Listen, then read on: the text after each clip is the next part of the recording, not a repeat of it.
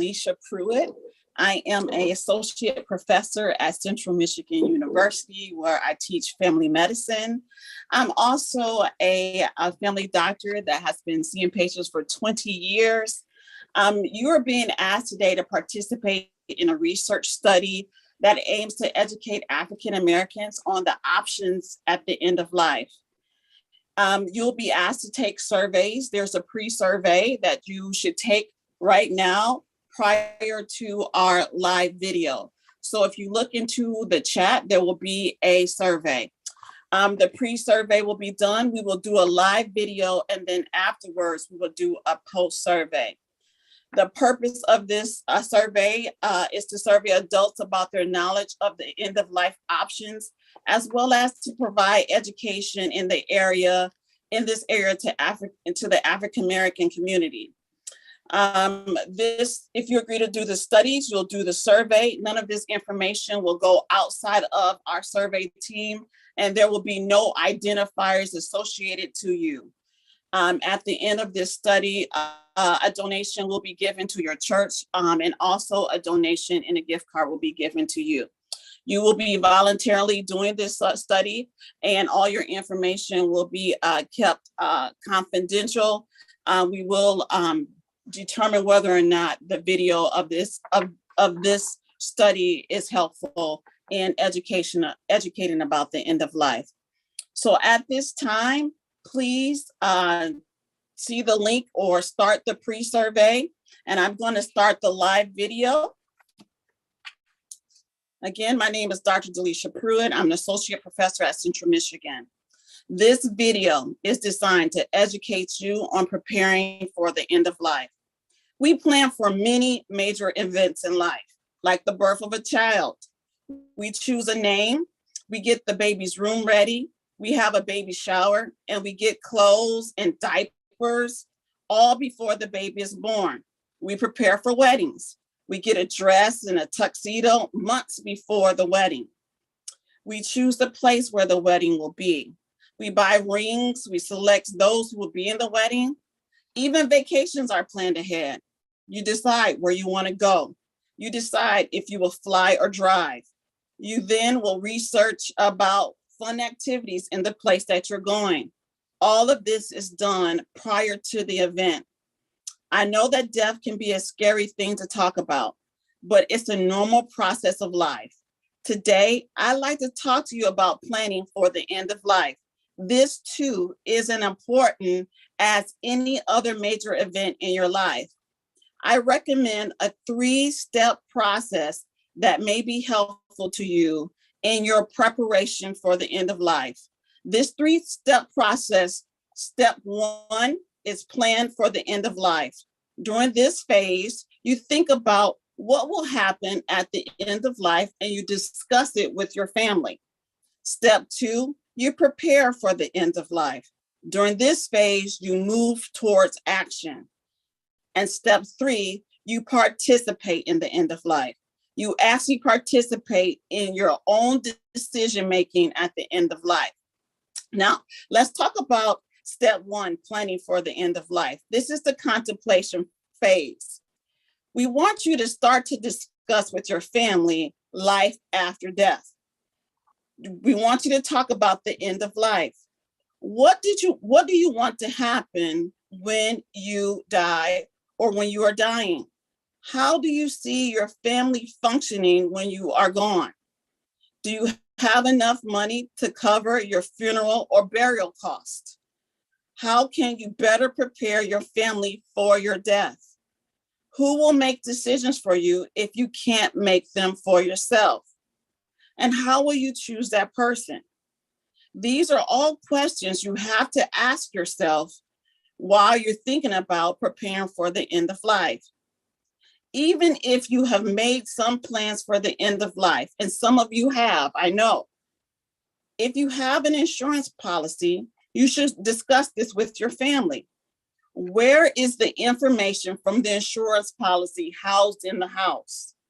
What is the name of the insurance policy? And do your children or loved ones know this information? Who is the contact person? Who makes sure that the funeral costs are covered? If you have a will, where is it? Is it the latest version of the will? Does it need to be adjusted because it doesn't fully account for all the assets? We will talk about insurance policies and wills in the preparation phase. But we also have to talk about our options. We have to know our options, our healthcare options at the end of life. And studies have shown that African Americans don't utilize these options as much as other cultures do because they don't know about these options. So the first option at the end of life would be palliative care. It provides pain control, nursing care, and medical management by those who specialize in this area. There are actually doctors who specialize in palliative care.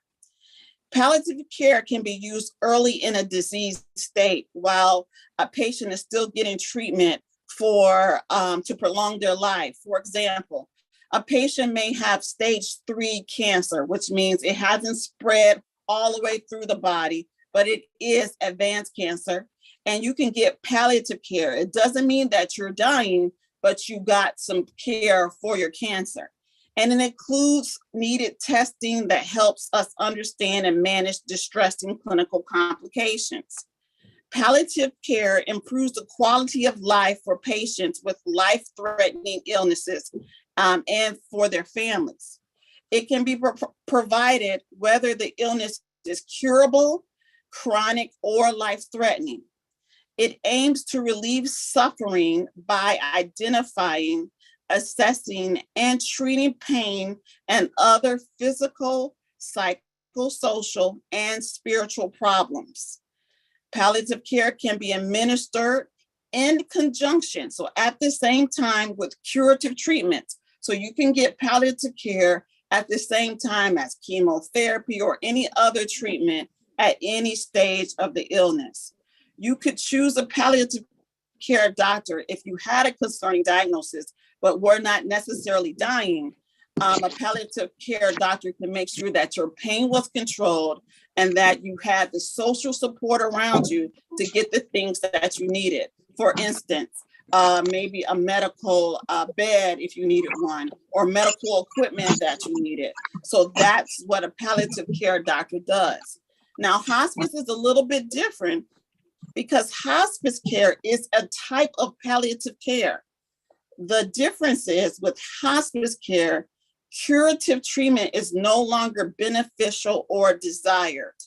Okay, so you don't want any kind of chemotherapy or you don't want anything to cure you. It's not beneficial or it's not desired. And it's when your life expectancy is measured in months or less. So usually they say that you have 6 months or less to live. That's when you will go on hospice. Now, hospice supports the patient and their family while focusing on symptom relief and comfort. And what's so good about hospice is that they give a family member what we call respite care, which means that if a dying person is at home, hospice sends people in there to give you a break from taking care of the person. If you needed to go and get food from the store, they will have someone there to help support you in that while you go out and take a break. They may send someone to help clean up the home, someone to help support you with the hospice care. And then they also have spiritual support. They have pastors on staff to help people in hospice care to give you spiritual support. Now, with hospice care, hospice is free of charge. And it's a part of the Medicare hospice benefit. Now, Medicare pays for everything, all expenses related to the hospice care. So anything related to the diagnosis with hospice. So say, for instance, you go into hospice for heart failure and you need a medical bed, a bed. The hospice will pay for the bed. They will pay for all the medications that dealt with the heart failure. They will pay for, if you had cancer and you had pain, they will pay for everything that dealt with the pain, everything that dealt with the cancer. If you needed oxygen, if you needed a bed, if you needed a toilet seat. They will do everything. They pay for everything. So that's the benefit of hospice. If it correlates with that diagnosis, they pay for it. Hospice services give you emotional, spiritual, medical equipment and supplies, medicine for pain, symptom control related to the terminal illness, and it allows one to die at home or in a hospice facility instead of in a hospital. So that's the difference. And the main difference between hospice and palliative care is the person in palliative care is not necessarily dying and doesn't have 6 months left to live. And palliative care is paid for through your insurance. Hospice care is paid through Medicare, and 100% of everything is paid for related to that hospice diagnosis. So the next phase is preparation. This is the action phase of preparing for the end of life. Now, we want you to think about life insurance, and we want everyone to know that a GoFundMe page is not the best way to prepare for a funeral. We really want people to start thinking about life insurance. If you do not have life insurance, you should consider it. We did a Google search, and the average funeral costs $7,000 to $10,000, and that's a basic funeral. It doesn't come with all the bells and whistles and everything else. Just the basic funeral costs $7,000 to $10,000.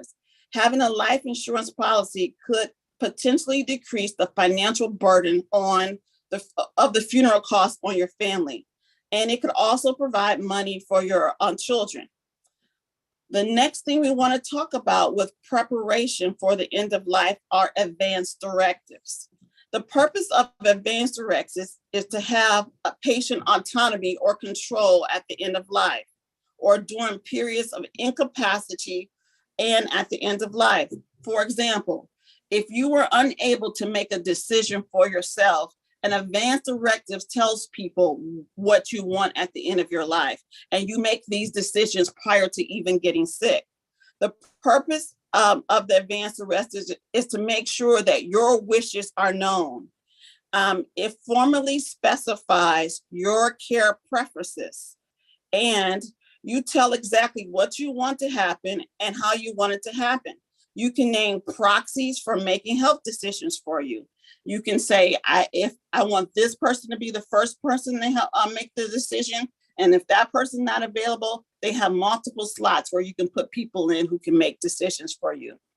You can determine the person who you want to be able to make decisions for you.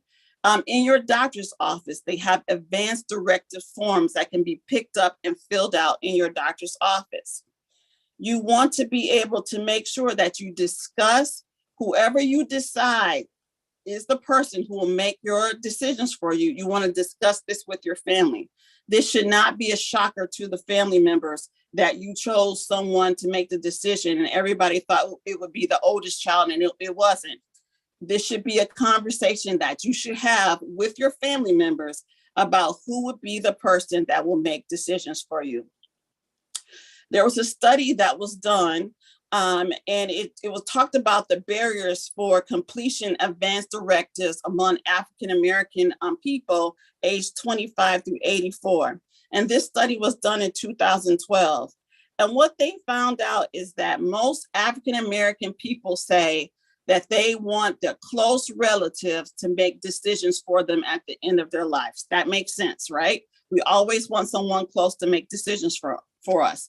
But when asked, did you tell your close relatives your desires, your wishes, your wants? They said no in this study. So we can't expect our relatives and our loved ones to know what we want at the end of life if we don't sit down and take the time to tell them our wishes.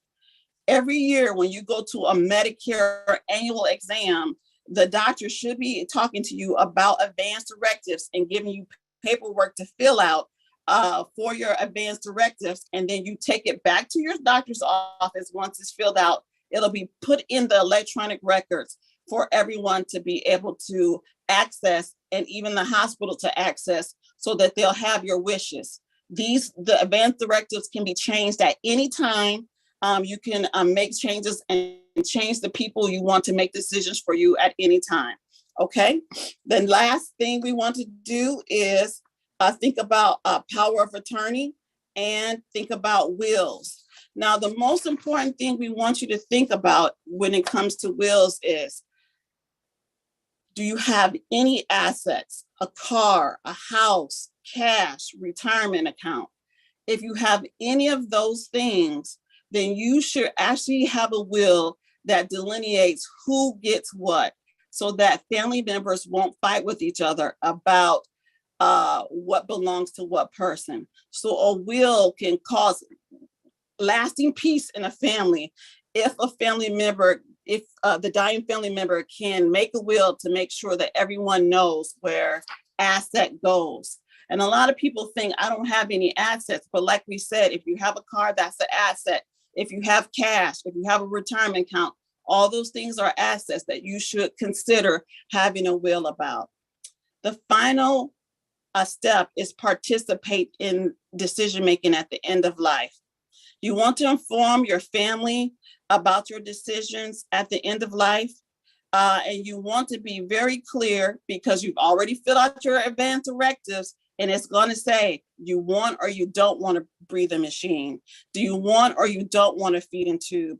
Do you want or do you want CPR? And it's okay to change your mind. So if you put in your advance directive paperwork that you wanted something and now you decide I don't want it, you can participate at the end of life and change your mind if you want to. But it's good for you now to start thinking about these type of things. It's your choice, and people should respect that in your family. So you need to stop. We want you to talk to your family, talk to your doctor about the end of life, and get your wishes written down so that everyone knows what it is that you want at the end of life. There are people who have been put on breathing machines and didn't want to be put on breathing machines. There are people who they pulled the plug and didn't want the plug to be pulled. It is important for you to tell us what it is you want and tell your family members what it is you want. Okay, this ends the educational video. Please fill out the post survey that I'm going to put in the chat box. And thank you so much for your participation. Any questions?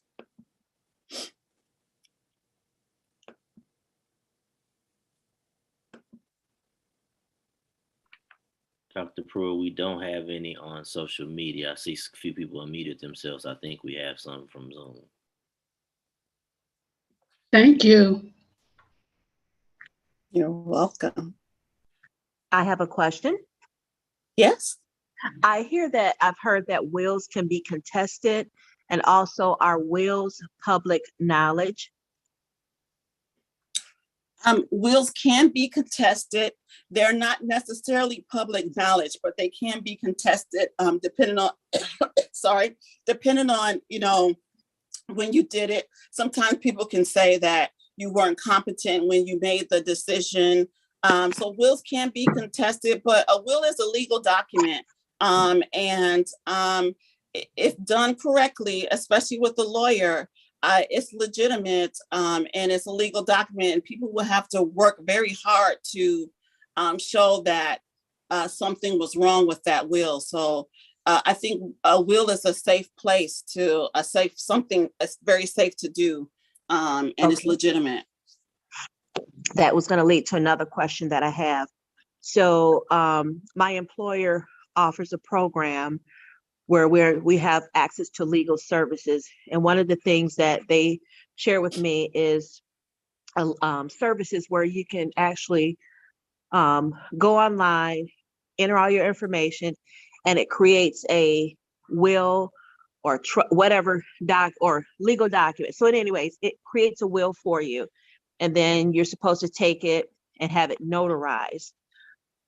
So is a will prepared by an attorney, official, or is a document that I prepare or that my the service provided that I had notarized, would that be considered a valid will?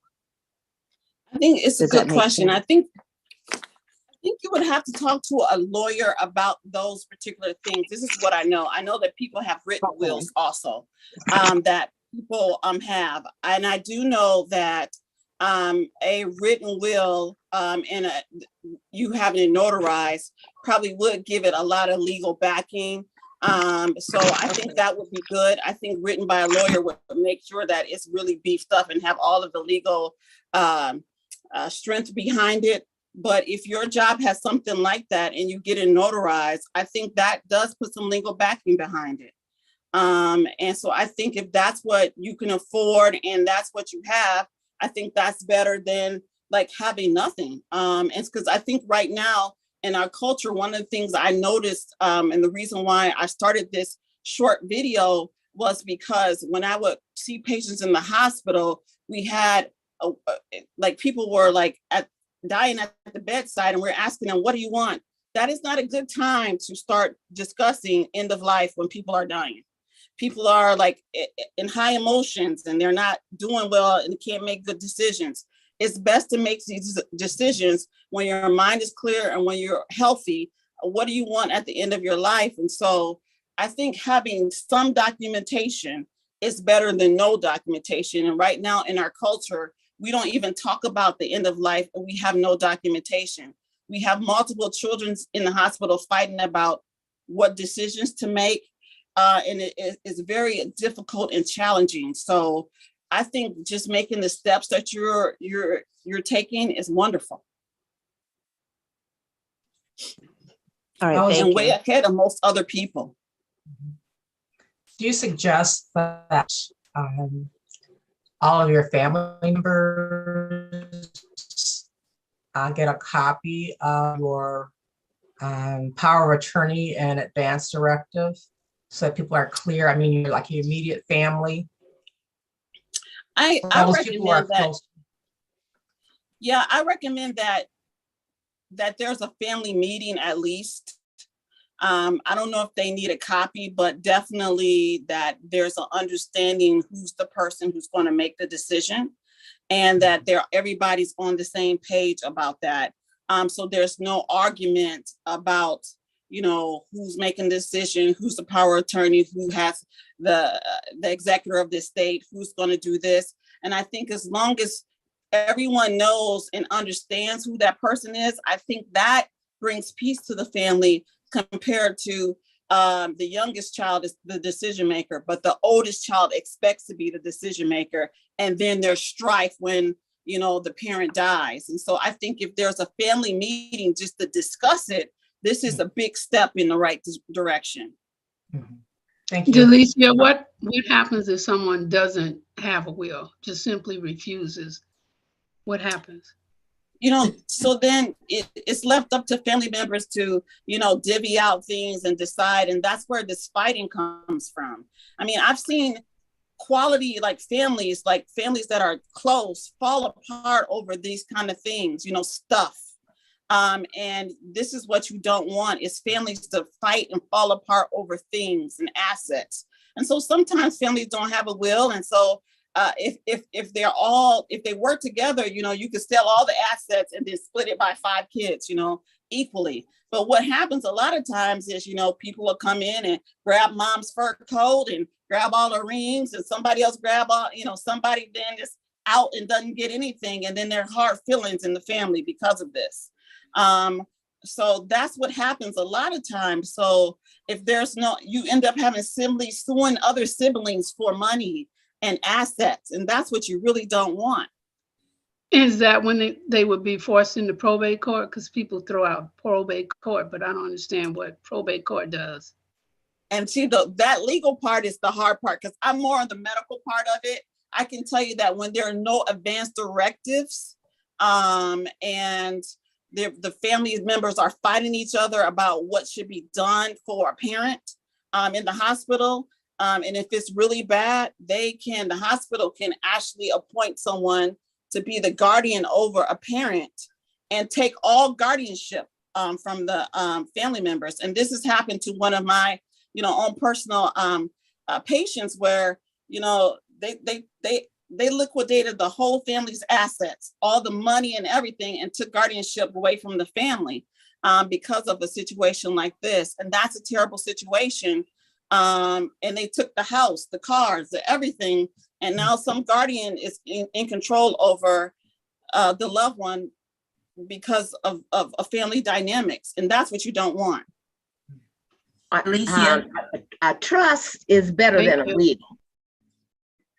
A trust can be better than a will. It depends on how much access you have and how you want to make sure that asset is given. Like, you know, some trusts say you only get $30,000 a year. And so this is how much I'm going to give you over time. So a trust can give more specifics on how you want to give out that money compared to a will. And you get if you have more than one child, you get the one that you know is the most responsible, not because I didn't, as for me, you know, I didn't go with my oldest one. I went with the one that I knew could do what needed to be done at the end. And everyone needs to do that, not just because you are older, you should be in charge. No, if you're not responsible enough, you're not in charge. Go to the middle one or the youngest one or whatever, that you know. Correct. Parents should know that about their children. Yeah, and I think not only responsible, but to the person who's willing to respect your wishes, right? Right. So like somebody could be highly responsible, but if you said, you know, this is the kid, if you say, go get me a Coke and they come back with a Mountain Dew, and you say, why did you give me a Mountain Dew? Because I like Mountain Dew. I asked for a Coke. That might not be the kid you might want to ask for to do your, make your decisions for you, because they don't respect your wishes. So you want them to be responsible and respect your wishes. This is what mom said she wanted, and this is what I'm going to do. A question? I'm sorry? I have a question. Yes, ma'am. I'm thinking about young families just starting out, maybe with their first child. And in your experience, what would you say would be the best time, being a young family, to start thinking about a will or a trust? Because many a times I've seen where we do it at a young age, but then as the child gets older, we forget about that document and we might not visit it for, I don't know, maybe never. So I want to know, should you start young or should you wait till the child gets adolescence or something like that? I think you should start. This study that we're doing now is for 18 years and older. And the reason why is because I think when you start a family, let's say you and your husband decide to go on a trip and you're like 28 years old. And let's just say, God forbid, the plane crashed and then your child is there and you have assets. Who gets your child? Who gets your assets? You have 5 brothers and sisters. Who gets your child? Who gets your assets? You want all that stuff put in the document to say, if I wasn't around, this is where I want my child to go. These are the people that I want to have my child. These are my assets, and you let people know that information. So I have cousins and my sister. I said, listen, if something happens to Brian and I, this is my children are to go to you, and these are the insurance policies we have, and we want to make sure you know this information so that if God forbid anything happens, you know this information, so they can start young just in case, because all we're talking about is just being prepared. Making sure, and then you want to revisit it every 3 to 5 years, just revisit, update it, just to make sure that it's okay. Okay, thank you. How about godparents? I think godparents can come into play, especially if there are no other people around, right? So like you could be the only child, you have no siblings, and you say, I have a child. And if for instance, if something happened to my husband and I, you might want your child to go to their godparent or whatever else. And so you would have to set that up legally to say that I want my child to go there. But I can tell you that godparents plays really important roles in kids' lives. And so they could also be important in their lives too. So that's an area where I see God plans can really play an important role. But just know, if you don't put anything down, the closest relative could be the person to say, I'm taking those kids. And God forbid, like it could be somebody you definitely don't want those kids to go to. Okay, I have a question. Yeah. I have a form that says durable power of attorney for health care. Now, how is that in it as it relates to the advanced directive and all that with your health? So that durable power of attorney person is the person who will make decisions for you. And that's a legal document. And that person literally has legal control if you were unable to make the decision. Our advanced directive kind of appoints a person to make those decisions. But the durable power attorney is more of a legal document that said this person makes a decision. So it's more on a heavier legal side, where the advanced directives is on the medical side that identifies the person to be the main person where the hospital will talk to, the main person where the people. So it's not as, I would say, it's not as, it doesn't have as much strength as a durable power of attorney. And then a durable power of attorney, depending on how that's written, could override your decision if, you were deemed incompetent, or, you definitely, had encephalopathy, couldn't make decisions for yourself. They would make those decisions for you. Right, the person that has been identified on the durable power of for the healthcare, right? Mm-hmm. Okay, that's what okay. Thank you. So you want to get that done before somebody decides that you don't know, that you're not in your right mind. Yes. Legal. Yes. So Yes. like if you have a 80-year-old, 90-year-old person in your life, and like they have some mild dementia or something like that, a lot of times what happens is this person still makes decisions for themselves, and they'll get to a point where they can't make any more decisions. You don't want to wait too late to get that paperwork going, because then they're incompetent to even sign the paperwork to say that they're giving you durable power of attorney. So if you're a daughter or son of someone who's like older, and that they're having some memory issues, it's best to sit down and start talking to them about, Mom, Dad, let's get this paperwork together so that we can have you signed it now, so no one will question and say, oh, he was incompetent when he signed that paperwork, so you're not the durable power attorney. And that's how these legal documents come into question, because you wait too long to get the paperwork done.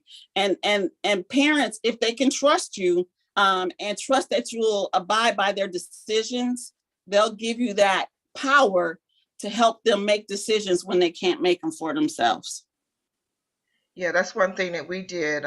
We actually did the will and did all of that, and then we set our kids down and we went over it, and then we gave our son, who's in the healthcare field, we gave him a copy of everything, so he has everything.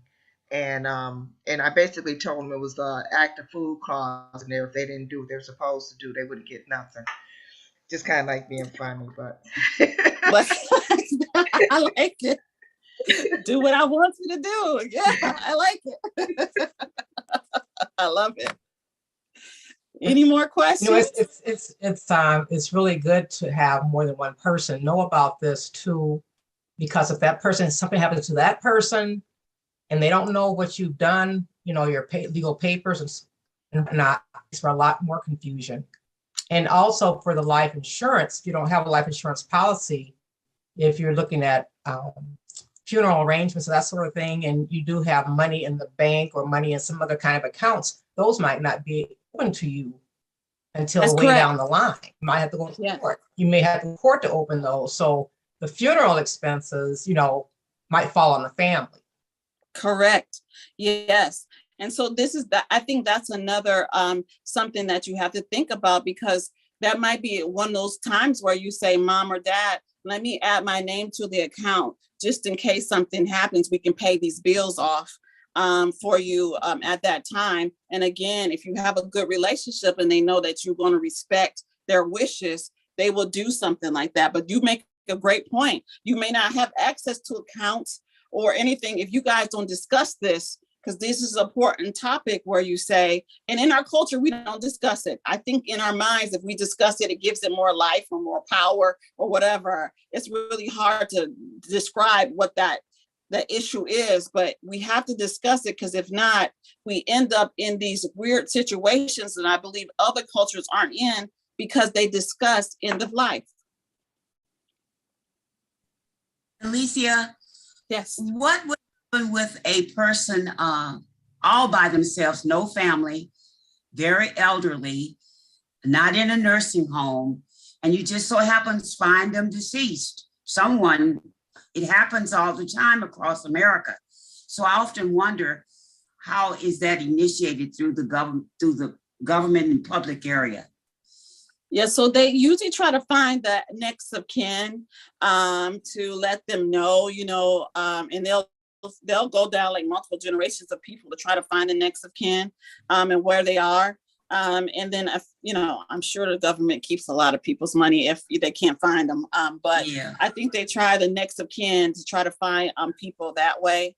But there are people who, have no family, have no, and they have assets, and then they die. It's like, nothing to do. And I can tell you that there are some people who have no family. They go to the hospital and they can't take care of themselves. I told a patient recently, come up with a plan about what you're going to do because you have no children and you don't have anybody to really take care of you.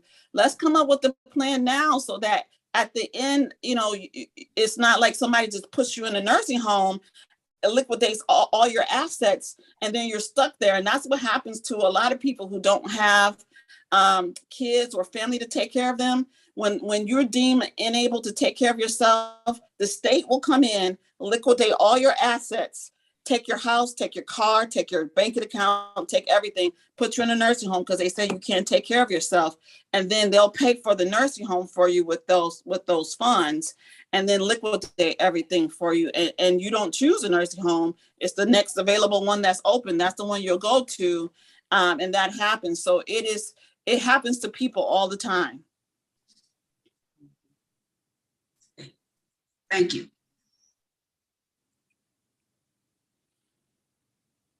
So if you're an elderly person and you're by yourself, you can come up with a plan to say, what is my plan for the end of life? Who would make my decisions for me?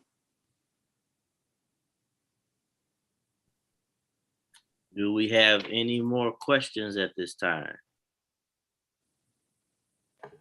I have one other question. If you have, if you're, you have a spouse and you have your spouse listed on everything, do you need to make a contingent person also listed? Say, if the spouse, one of the spouse, say if I pass and I have my spouse on everything, and we don't change the will, and he passed, then there's no contingent. So do we need to have a contingent person and have it legally identified? So if I for most things, they'll ask you the contingents after that. Mm-hmm. And if you don't, then it's kind of up in the air about how that works out. So the more clear it is, the better it is. So for every anything that I have that's like a 401k, 403b, they ask you contingency. Everything that I have contingents on there just to say my spouse is number one, but if he can't, if for some unknown reason he's not there, my kids split it 4 ways. And so it's always good to have contingencies, because if not, you would think, oh, it splits to my kids equal. Well, you don't know. Somebody could come in and say, nope, I'm supposed to have this and whatever. So it's best to make it as clear as possible to make sure you know where your assets goes. Okay, I have and it. then on your I have it listed on all those things, like my annuities, my bank accounts, and Mhm. all that. I didn't know if I needed to have it documented in my legal paperwork with with my will and all that stuff, because I do have it on my accounts and stuff. Okay, that one, you better ask your lawyer about that one then. Okay. Yep. But I can tell you from the medical document side of it, on your advanced directives, they do have places where you can have a successor, first successor, a second successor, a third successor on there. So that there'll be multiple people who can in line make decisions for you if you couldn't make them for yourself. Okay.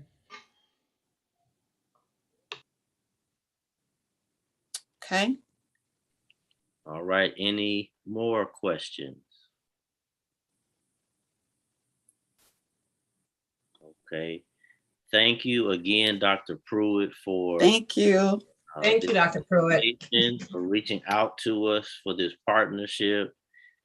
Thank you to everyone who has joined us from Saginaw, Bay City, Minnesota, Louisiana. This is a blessed group of people. Thank you so much for joining us. Thank you for those who joined us on social media. Please share this with somebody. As Dr. Pruitt has mentioned over and over again, this is information that we all need.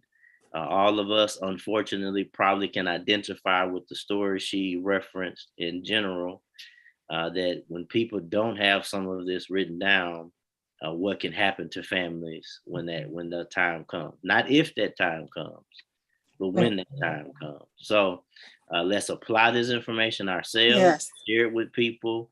It is on the YouTube page. We had some technical difficulties on Facebook, but it is available on the YouTube page or Mount Olive's page. We shared the link on both Second Baptist and Mount Olive's Facebook page, but let's share it with people who we need to share this with, to hopefully have them watch it at their convenience. They're watching their TV show, so they can watch this 45-minute presentation that is such value. And fill out the post survey. Yes, fill out the post survey. If you join us on social media and you want the information, just comment in the comment section. We'll be watching. We can send the information to you for you to do that, so we can bless Dr. Pruitt for blessing us and support her, Saginaw County Health Department, as well as Central Michigan School of Medicine. So we're so grateful for this, Dr. Pruitt. Thank you for inviting us to do this and participating. Thank you. Participate. And everybody stay tuned. This is not the last time we're going to get together. We talk, and we're trying to make sure we share all of this information so that we can be beneficial and a blessing to our community. So thank you so much. Yes, thank you guys. Thank you, Dr. Regina and Megan, the student. Megan is on, my medical student, and Dr. Regina, Dr. Weber, for your help with this project. Yes, and if we don't have it just one more time, do we have any more questions before we benedict for the evening? I see you, Sister Davis. I'll send this to you. I'll send you the survey shortly. Is the link up, Pastor? Yes, if you scroll up, if you're on Zoom and you scroll up, Dr. Pruitt did leave it. And so even after we close on social media, we will hang out on Zoom for anyone who needs to do the post survey, and we can hang out until it's done, so that we can help Dr. Pruitt as she's helped us so much this evening.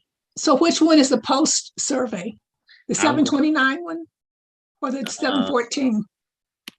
29. I'm gonna post it again though, just for the ease of everyone being able to find it. So I just shared it in the chat just now. Okay, thank you. Okay. Yeah. Any more questions? And there's similar questions as the first one.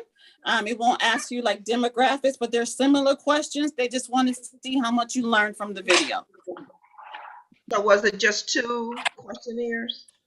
Yes. Okay, so I did it. Okay. All right. Thank you. Twice. Thrice in the name of Christ. All righty. Thank you again so much for joining us. Thank you, Dr. Pruitt, again. And you all continue to stay safe.